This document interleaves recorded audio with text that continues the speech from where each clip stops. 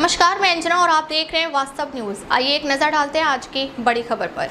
भाजपा नेता आर रुद्रया ने मोदी सरकार की कार्यवाही का बचाव किया। चित्रपुर में आयोजित एक प्रेस कॉन्फ्रेंस में भाजपा राज्य कार्यकारिणी सदस्य आर रुद्रया ने कहा कि केंद्र सरकार ने नीट परीक्षा में अनियमितताओं के मामले में पहले ही 13 लोगों को गिरफ्तार कर लिया है और दोषियों को कड़ी सजा देने के लिए त्वरित अदालत का गठन किया है। कांग्रेस पर हमला करते हुए उन्होंने मांग की कि छात्रों के हित में राजनीति नहीं की जानी चाहिए। इस अवसर पर भाजपा नगर अध्यक्ष आनंद पाटिल नरीबोला, पूर्व महापौर विशाल दर्गी, नगर नियोजन प्राधिकरण के पूर्व अध्यक्ष दीपक होसुरकर, शमन्ना मेधा, दशरथ डोडामणि, भाजपा नगर युवा अध्यक्ष संगमेश पाटिल, अक्का महादेवी, नागेश, रवि मदनकर, बंदेपा कट्टीमणि और भाजपा के नेता एवं कार्यकर्ता उपस्थित थे। ಹೋರಾಟ ಮಾಡ್ತಿರೋದ್ರ ಬಗ್ಗೆ ಯಾರಿಗೂ ತಕರಾರಿಲ್ಲ। ಅವರು ಕೆಲವೊಂದು ಸಮಂಜಸವಾದ ಬೇಡಿಕೆಗಳಿದ್ದಾವೆ, ಅದಕ್ಕೆ ಸರ್ಕಾರವು ಕೂಡ ಮಾನ್ಯತೆ ಕೊಟ್ಟಿದೆ, ಜನತೆ ಕೂಡ ಅದನ್ನು ಮಾನ್ಯತೆ ಗ್ರಹಿಸಿದ್ದಾರೆ, ಅದನ್ನು ಮಾನ್ಯತೆ ಕೊಟ್ಟಿದ್ದಾರೆ।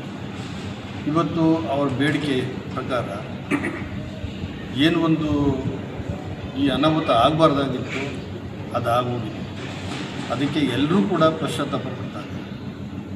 ಅದರಲ್ಲಿ ವಿಶೇಷವಾಗಿ ವಿದ್ಯಾರ್ಥಿಗಳು ಆತ್ಮಹತ್ಯೆಯಂಥ ಪ್ರಕರಣಗಳೇನಿದಾವೆಲ್ಲ ಇದು ತುಂಬ ಅಸಹಜವಾದ, ಅದು ಆಗಬಾರ್ದು। ಆದರೆ ಸರ್ಕಾರ ಏನು ಅವ್ರ ಜೊತೆಯಲ್ಲಿ ವಿದ್ಯಾರ್ಥಿಗಳ ಜೊತೆ ವಿದ್ಯಾರ್ಥಿ ಸಮೂಹದಲ್ಲಿ ಅಥವಾ ಯುವಕರ ಸಮೂಹದಲ್ಲಿ ಬಿಟ್ಟಿಲ್ಲ। ಏನು ಇದು ಘಟನೆ ಆದ ತಕ್ಷಣ ಸರ್ಕಾರ ಅದರ ಬಗ್ಗೆ ಸೂಕ್ತವಾದ ಕ್ರಮಗಳು ತೆಗೆದುಕೊಂಡಿದೆ। ಅದಕ್ಕೆ ಸಂಬಂಧಪಟ್ಟಂಥ ಅಧಿಕಾರಿ ವರ್ಗ ಇರ್ಬೋದು, ಅದರಲ್ಲಿ ಇನ್ವಾಲ್ವ್ ಆಗಿರ್ತಕ್ಕಂಥ ಸುಮಾರು 13 ಜನನ ಈಗಾಗಲೇ ಅವರನ್ನು ಬಂಧಿಸಿ ಜೈಲಿನಲ್ಲಿಟ್ಟಿದ್ದಾರೆ।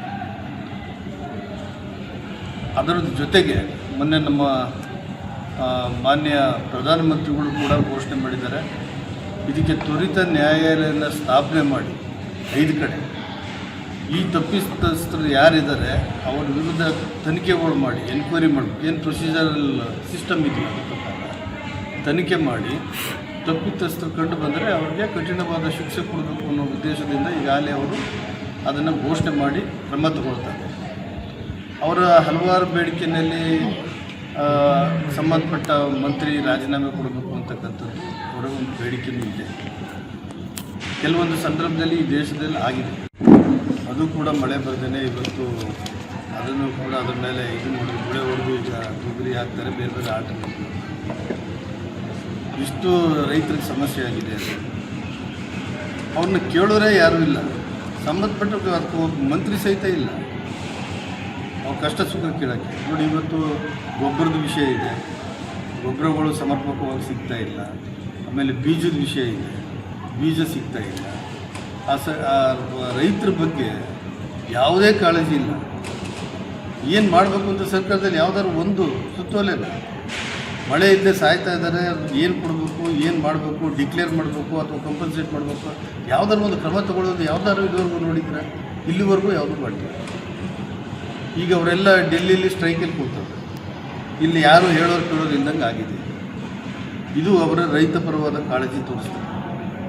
ಇದನ್ನು ನೀವೇನಾರು ಕೇಳಿದ್ರೆ ನೀವು ಇಂಟರ್ನ್ಯಾಷನಲ್ ನಿಮಗೆ ಅಮೇರಿಕಾಗೋ यूरोप ಕರ್ಕೊಂಡು ಹೋಗ್ಬಿಟ್ಟು सब्जेक्ट तक। खबरों में अब तक के लिए बस इतना ही। फिर मिलते हैं एक ऐसे ही बड़ी खबर के साथ। तब तक के लिए नमस्कार और देखते रहिए वास्तव न्यूज। अगर आपको वीडियो पसंद आई हो तो लाइक करें व शेयर करें। ऐसे लेटेस्ट अपडेट पाने के लिए बेल आइकन को प्रेस करना ना भूलें। अगर आप हमें फेसबुक या इंस्टा के माध्यम से देख रहे हैं तो हमारे पेज को फॉलो जरूर करें। धन्यवाद।